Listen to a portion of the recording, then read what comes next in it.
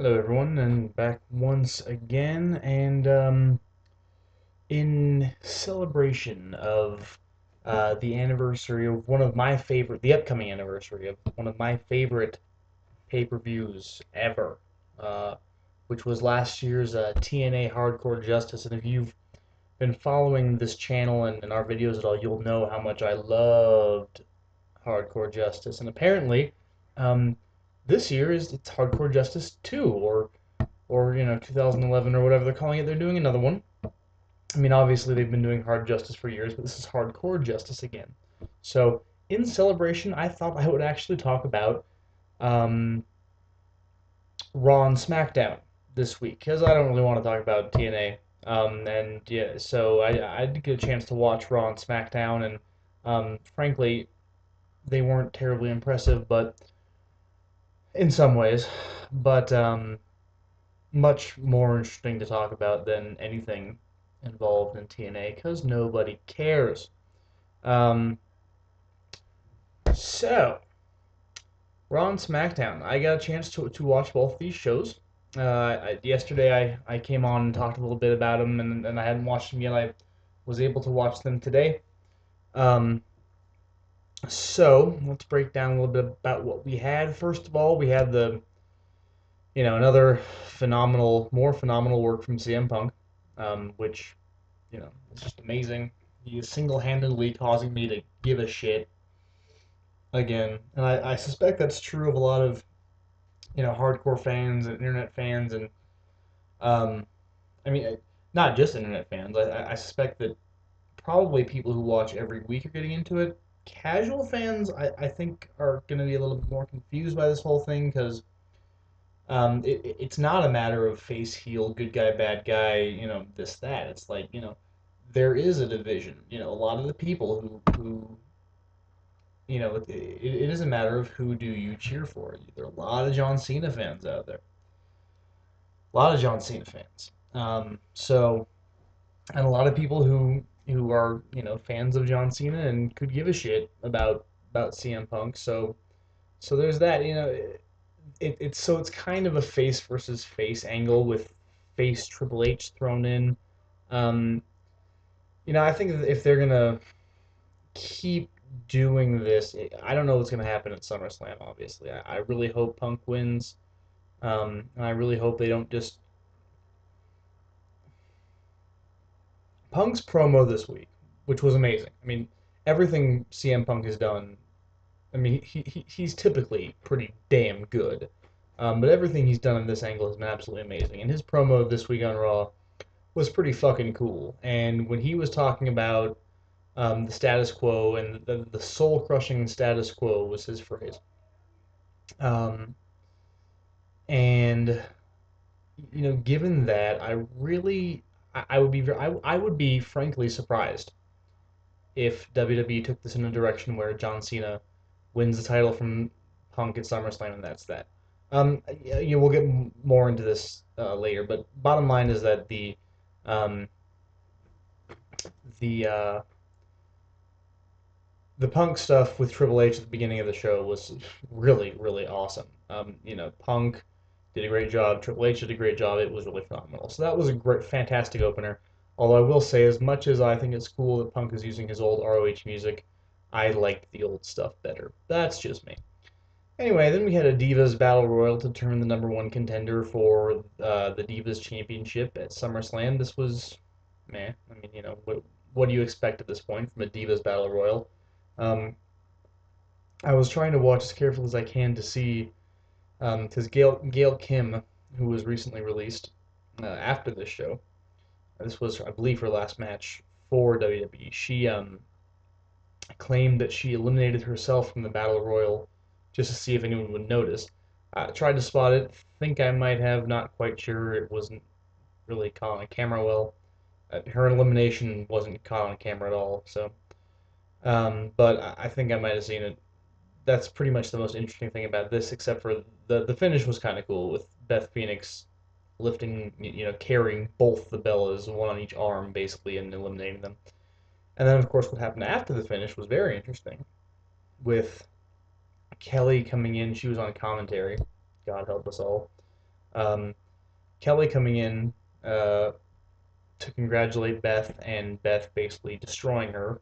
You know, she she beat her up a little, threw her against the barricade and stuff, and basically did a thing where she said the little princess thing is over. You're not doing that anymore. And I found that interesting just because where are they going with this? That it's finally something kind of interesting is happening with the Divas division, which hasn't happened in a while. And finally, somebody like Beth Phoenix is referencing what the Divas division has become. So that was kind of cool. We had R-Truth and The Miz against John Morrison and Rey Mysterio. Um, Miz and R-Truth did a little thing before this, and um, it was fine.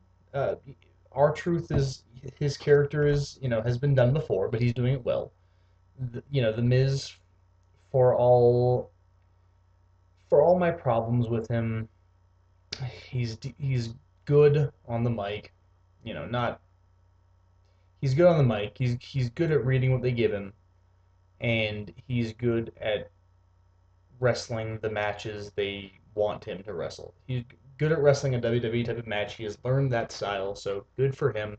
The match was okay. Morrison and Mysterio make a pretty good tag team. We had some pretty nice spots in this one, so um, you know, overall, I'd say it was pretty good. They beat up Morrison a little bit after Miz and Truth went over, so there was that.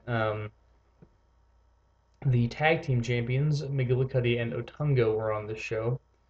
And they had a match against Santino Marella and Zack Ryder, who was crazy over with a lot of the fans, and I, internet champion and all that. I like Zack Ryder, as in I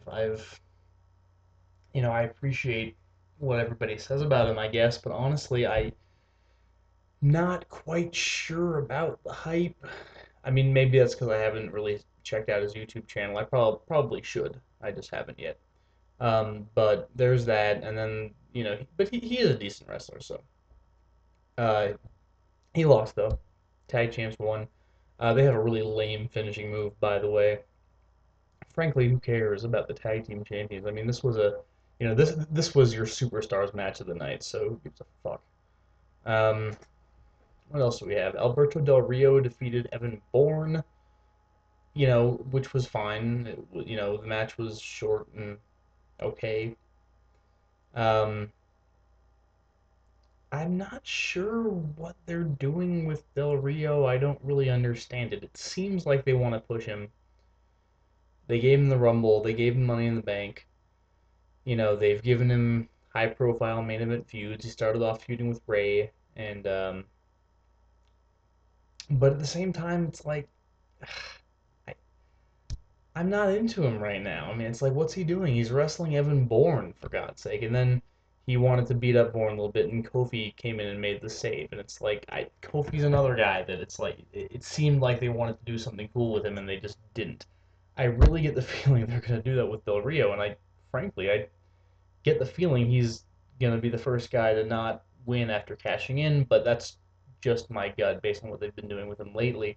Um, so it was okay. I'm just Del Rio, for all his talent, is not really grabbing me right now. And then we had the thing with Punk and Cena and Triple H at the end. That was kind of your main event. Was I don't like it when main events are angles instead of matches, but this one kind of had to be because Triple H was going to announce what he. It didn't have to be though. They could have had Punk and Cena wrestle in a tag team match or something in the main event, like they did on SmackDown, which I'll get to momentarily. But they did a cool little thing. John Laurinaitis came out. He's doing more of his TV character thing, and he and Cena had some nice stuff. Cena did great, on the mic as he always does. Punk was great.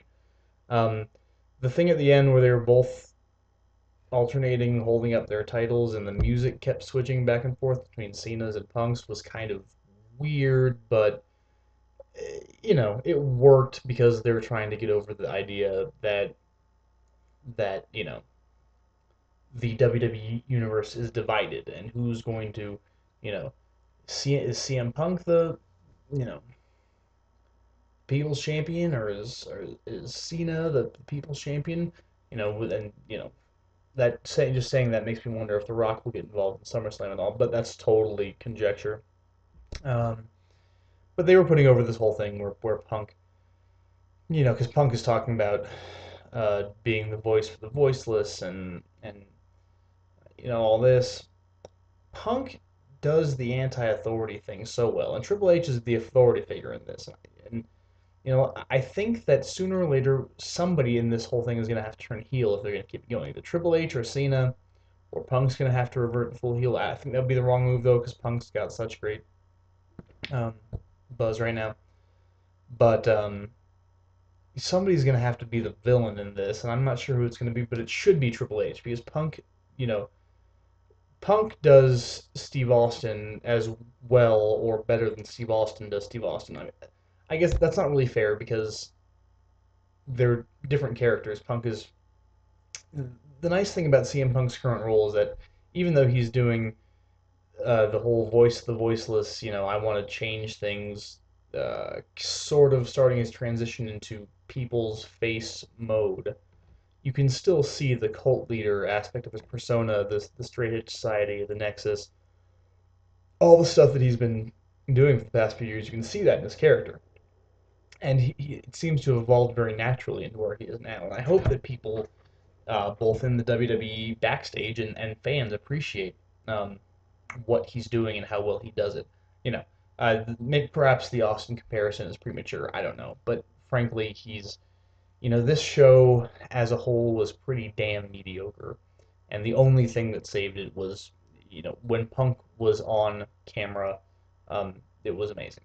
So, also nice to see Jim Ross back on commentary, and that's all I'm going to say about the commentary right now because we'll save that for later. Um, and then I watched SmackDown as well from last night. Um, I did want to say I almost forgot that the opening video package for Raw with CM Punk and Cena, the whole CM Punk thing was amazing. The opening video package for SmackDown was really good too, although interestingly it was showcasing the Mark Henry domination deal, which I thought was odd, considering that's not a title feud. Um, but anyway, the show opened with Sheamus and the Great Khali, which is a sleeper. Sheamus is very over right now, which is awesome for him, I guess. It's kind of a story of what guys can do when WWE lets them start lower and work their way up, as opposed to them just pushing Sheamus straight to the top like they did. I think he was rejected a little bit, definitely by me, among other people. And so he's doing better work now that he's been being given the chance to work with mid card talent and build up that way. Um, I still don't think he's that great in the ring. Personally, I don't really enjoy watching his matches. Although a match with a great Khali, you can't really say that about. That having been said, he got the win. Him breaking out of the what's that claw was kind of cool. Um, And let's see, Natalia defeated AJ. And here's something that I found really interesting about this. Honestly, aside from the world title pictures on both shows, the most interesting thing lately, this week anyway, has been the women's division because Natalia defeated AJ. I love AJ. She's hot and she can wrestle, and she claims to be or she's learning to wrestle, I should say, and she also claims to be a geek. So straight to the heart right there. Anyway, Natalia beat her and then beat the shit out of her, similar to what Beth Phoenix had done to Kelly on Raw, and basically said she's with Beth Phoenix. She's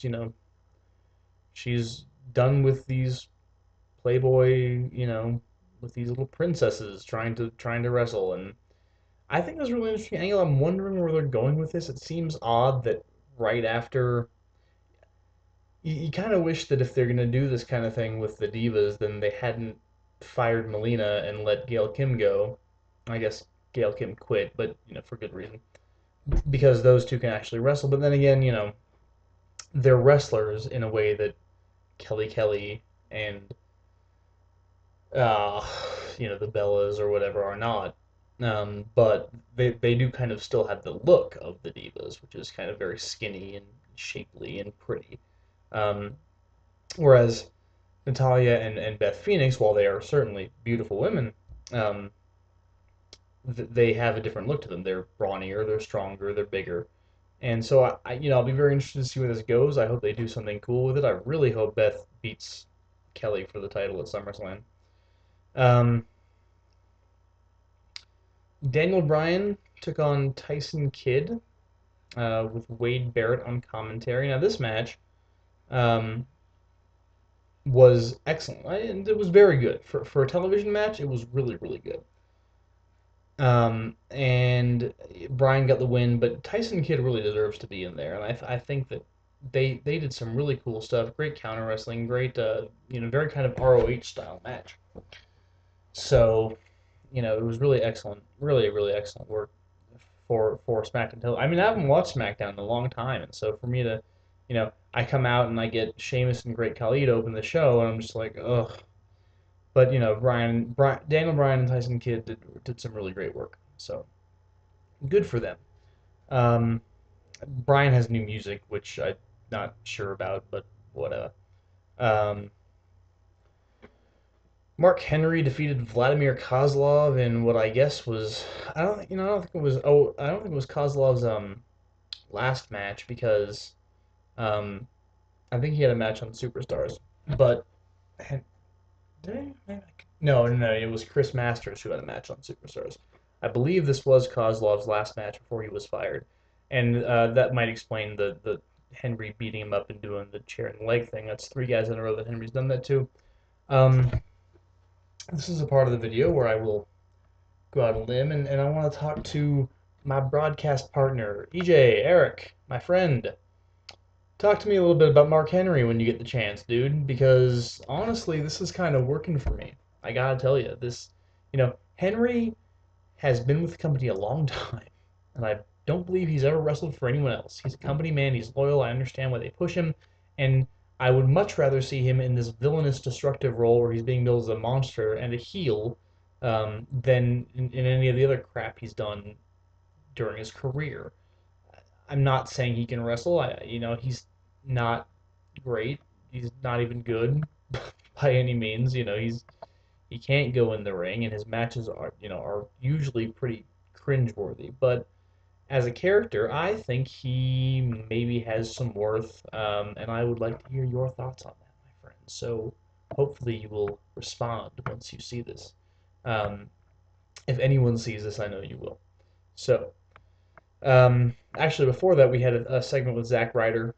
Zack Ryder apparently was named Teddy Long's assistant by Triple H, but thought he was the assistant GM, which meant he started making matches. Um,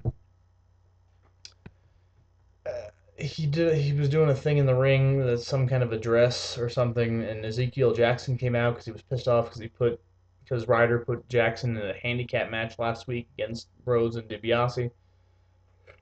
Ezekiel Jackson's okay on the mic.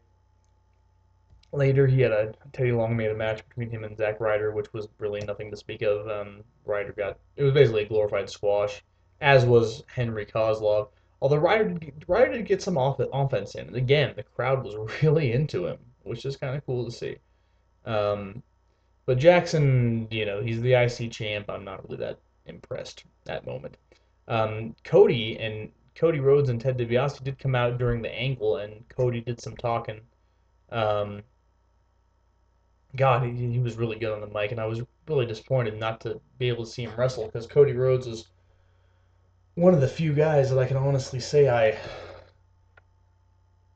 miss watching. Like I missed Cody Rhodes when I stopped watching WWE programming, and I still say he had the best match. He and Ray had the best match at WrestleMania 27, which was the second match into the card. So he did some great work on the mic, but didn't see him wrestle, so that was kind of a disappointment. And then Jackson beat Ryder. And I guess there was a dark section of the taping where Triple H came out and pedigreed Ryder or something. I don't know. Whatever. Um, The tag team champions were on the show again. Uh, with a six-man tag with JTG against the Usos and Trent Beretta. Um, again, your superstars match of the night. Nothing to speak of here. The Usos did kind of a cool Samoan war chant or something before their match, which was honestly kind of cool. I mean, I was trying. It was kind of silly. It was kind of half silly and half badass. I don't really know how to describe it. Um, these guys aren't Samoa Joe, so that doesn't mean as much as it might have if they were Samoa Joe. Anyway, the tag champs and JTG got the win. I didn't even know JTG still worked there, so there's that. And again, the tag team champions won with their lame ass tag team finisher, and who gives a fuck?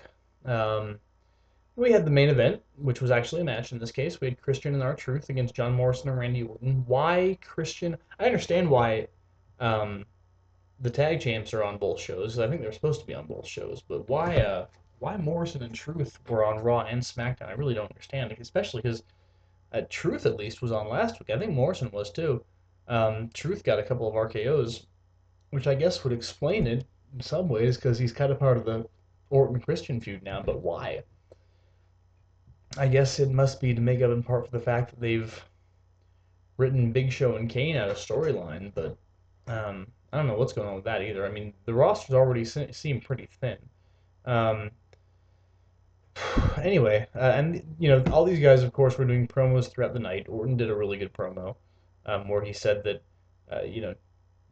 Christian was the first WWE champion to win the belt by disqualification, and he had never pinned or submitted Orton, and he never would. Christian had some cool stuff with Truth. It was pretty funny. Truth is going around talking to everybody about the conspiracy and all that. The match was pretty damn good actually. Orton and Christian have a lot of chemistry, and you really wouldn't expect that, but they do.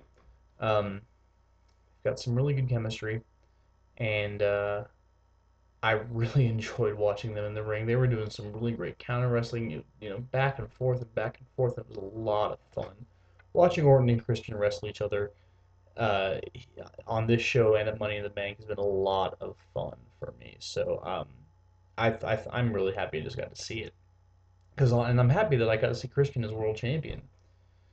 So yeah, really good. Although frankly, Orton needs to shave the neck beard. I'm not a big fan of the neck beard on him. Uh, so I think he should get rid of it. That's just me.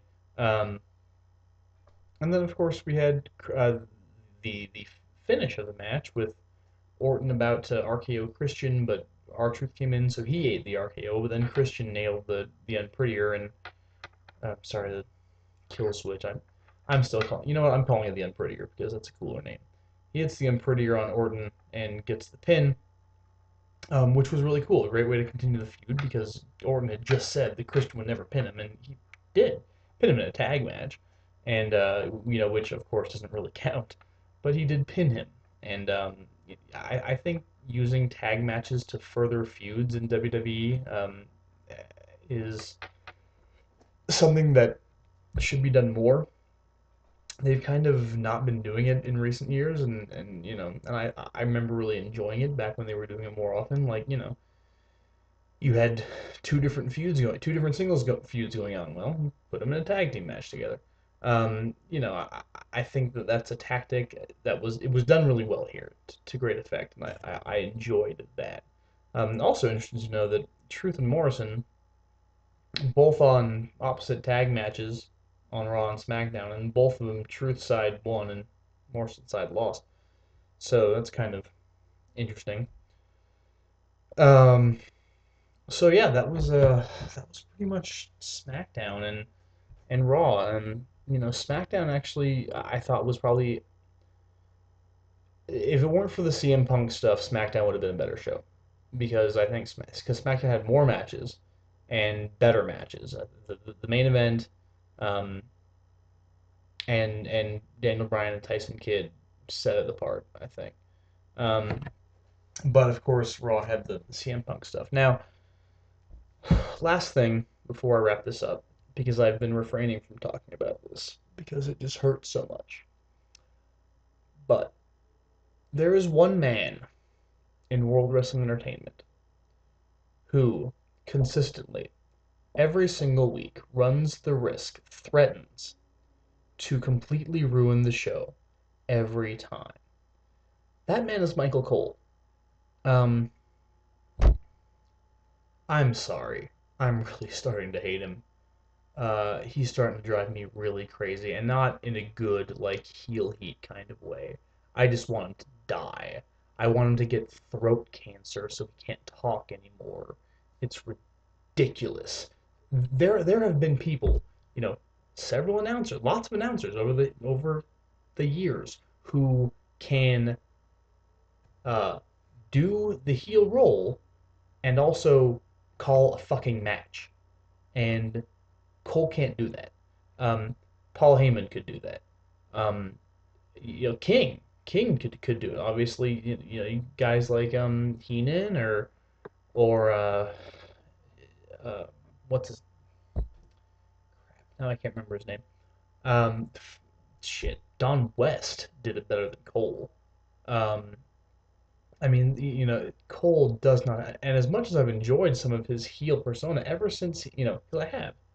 Um, Ever since he started doing that, he's just gotten worse and worse when it comes to the actual announcing, and I'm so fucking sick of it. During the Daniel Bryan Tyson Kidd match, I think the announced team as a whole, I mean, Jim Ross being back at least makes up a little bit for Raw, but the announced team as a whole on SmackDown during the Bryan Kidd match, they were totally elsewhere. They barely mentioned the match once. Once. Maybe Josh Matthews chimed in a couple of times, but even he was going off on tangents.